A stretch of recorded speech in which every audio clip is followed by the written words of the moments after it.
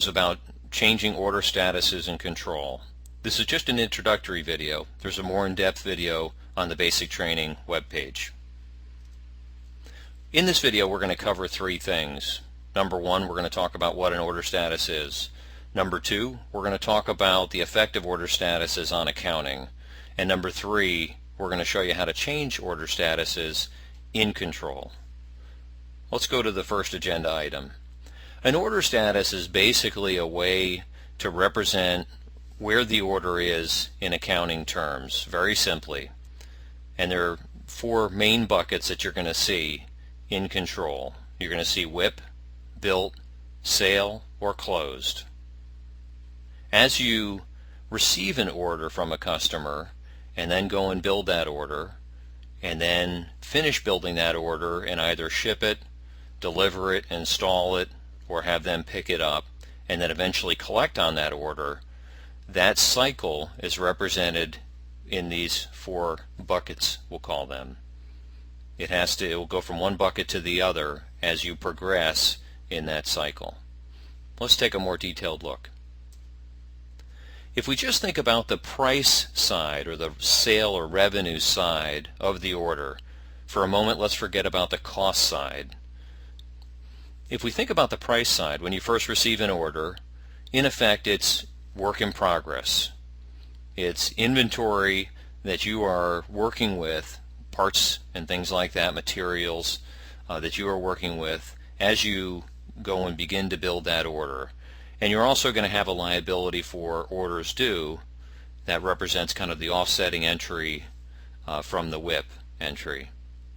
Control, by the way, is based on a general ledger accounting system, which, if you're not really familiar with accounting terms, it's a good thing. It's the standard in the industry.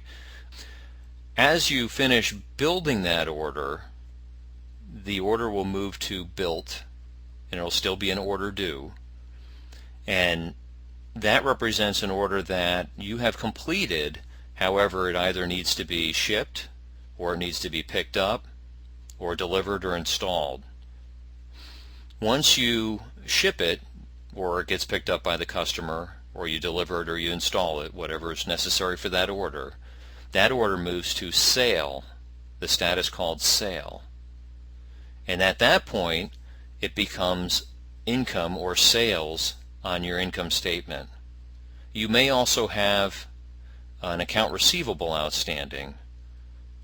Once you've collected that account receivable, the order status would move to closed. And you can see then that receivable will have gone away and cash will be, you'll have the cash from that order. Now let's take a look in control to see where the order status is shown and how we can change it.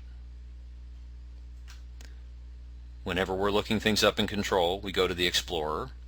We can look up orders, estimates, and a lot of other things, as you've probably seen in some of the other videos. Let's open orders. As you can see, this auto search checkbox is checked up here, so all the orders are automatically going to load. As you can also see, we have include service tickets down here, so if you use service tickets you're going to have that included in what's shown here. If we look right here at this column, we can see the status of the order. And if you like, we can click on that column to sort.